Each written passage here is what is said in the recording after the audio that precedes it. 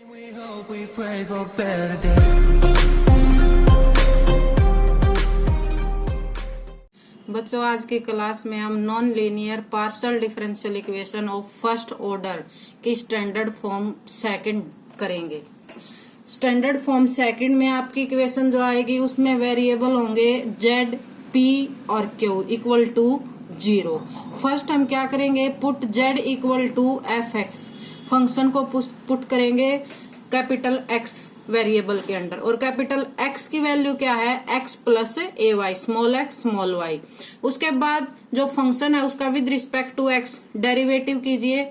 हमें पता curl Z by curl X किसके इक्वल है, पी के इक्वल टू जो स्मॉल कैपिटल एक्स वेरिएबल है, जेड फंक्शन तो कैपिटल एक्स वेरिएबल के अंडर है, और जो कैपिटल एक्स वेरिएबल यानी एक्स वेरिएबल की जो फंक्शन है वो स्मॉल एक्स और वाई के वेरिएबल के अंडर है।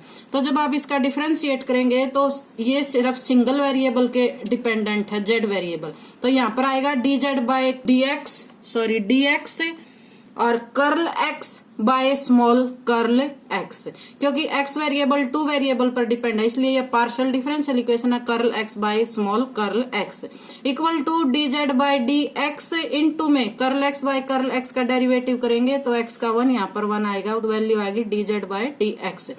सेकेंड जेड का विद रिस्पेक्ट टू वाई करते हैं तो इक्वल टू होता है p equal to curl Z by curl x into में curl x by curl y, d Z by D x as it is, curl x by curl y का जब partial derivative करेंगे तो x plus ए y का differentiate करते हैं तो y का 1 और ए एज इट इज, और एक्स वेरिएबल का डेरिवेटिव 0।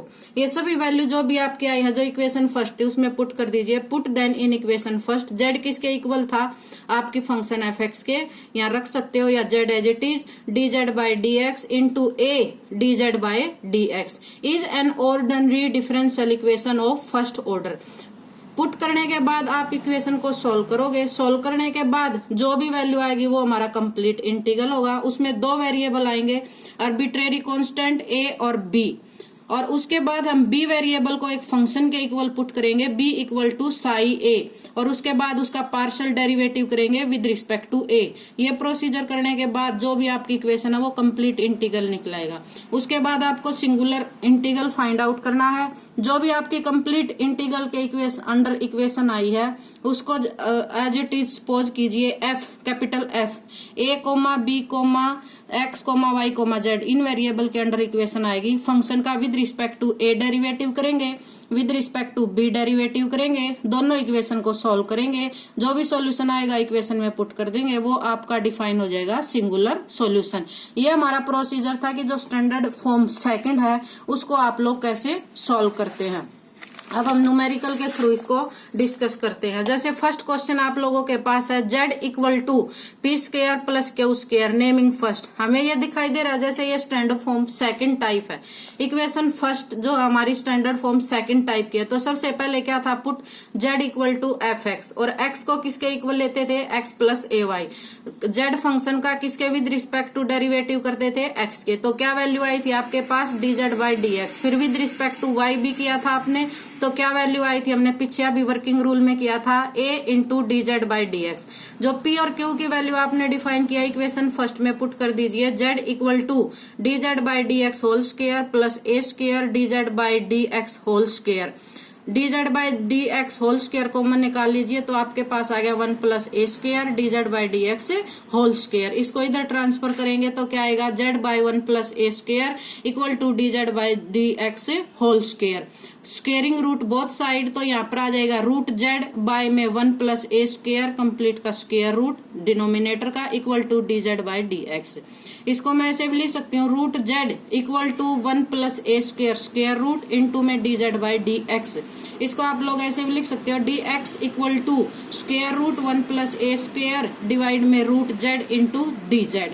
हमारी जो इक्वेशन है वो प्रॉपर होगी, एक्स के पास 1 है और डी जेड के पास जेड की टर्म है। इंटीग्रेट कर दीजिए बोथ साइड, तो इंटीग्रेट करेंगे तो dx का x आएगा, कांस्टेंट ऐड होता है तो a पहले से ही था आपके पास, तो यहाँ पर b है equal to 1 plus A square, और z का जब इंटीग्रेट करेंगे तो क्या आएगा, z raise to power half divide में हाफ इक्वल टू क्या आ गया आपके पास 2 इंटू रूट 1 प्लस ए स्क्वायर इंटू रूट जेड। आपके पास ये इक्वेशन बन गई। अब यहाँ पर proper x plus B whole square equal to 1 plus A whole square into 4z, squaring both side कर दिया हमने। जो हमारे पास इक्वेशन आई थी x plus b, x capital X की वैल्यू क्या थी आपके पास, x प्लस ए वाई, फर्स्ट हमने डिसाइड किया था, पुट किया था उसको, plus B whole square 1 plus ए स्क्वायर, ये sorry bracket close into 4z, naming कीजिए थर्ड। या जो आपकी इक्वेशन आई है इसको हम बोलेंगे complete integral of equation first. उसके बाद था आपके पास सिंगुलर सॉल्यूशन।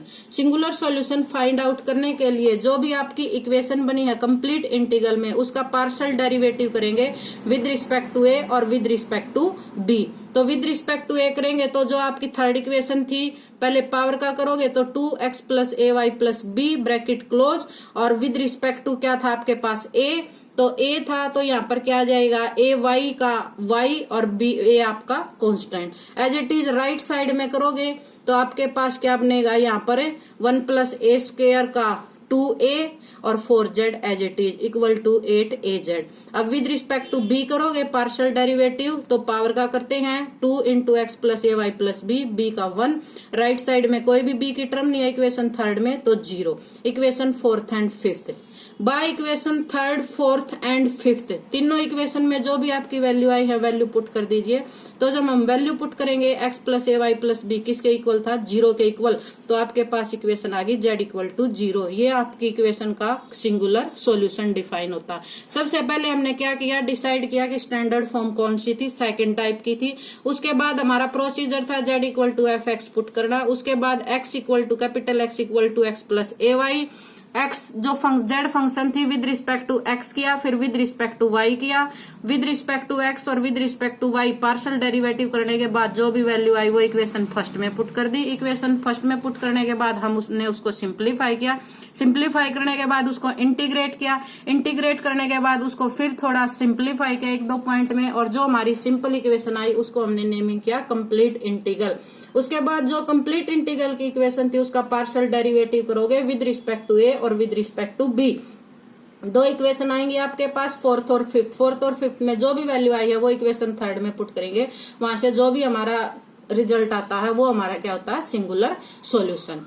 नेक्स्ट क्वेश्चन है, जैसे आपके पास p bracket 1 plus Q square equal to Q Z minus ये भी आपकी सेम है। इसमें कौन कौन से वेरिएबल है, p है, q है और z है। तो क्या प्रोसीजर था, z equal to F X put करोगे और कैपिटल X किसके इक्वल था, x प्लस बी वाई के। पहले क्या करते थे, z का with respect to x derivative करेंगे, फिर विद रिस्पेक्ट टू y।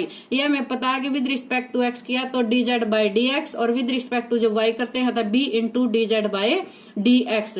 ये दोनों वैल्यू आपने किस में पुट करनी थी, जो आपकी गिवन इक्वेशन है फर्स्ट।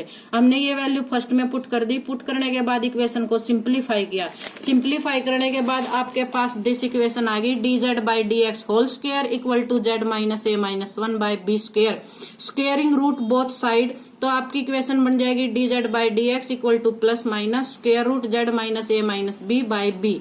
उसके बाद वेरिएबल को सेपरेट कर देंगे, dz के पास z की फंक्शन और dx के पास x की फंक्शन। ये हमने कर दिया। जो आपने सेपरेशन ऑफ वेरिएबल किया था इक्वेशन का इंटीग्रेट करेंगे, इंटीग्रेट करने के बाद उसको सिंप्लीफाई किया, सिंप्लीफाई करने के बाद जो भी आपके पास इक्वेशन आती है वो आपका कंप्लीट इंटीग्रल होता है। एज इट इज जैसे पिछले क्वेश्चन में आपने सिंगुलर सॉल्यूशन किया था तो उसको भी आगे आप फाइंड आउट कर सकते हैं।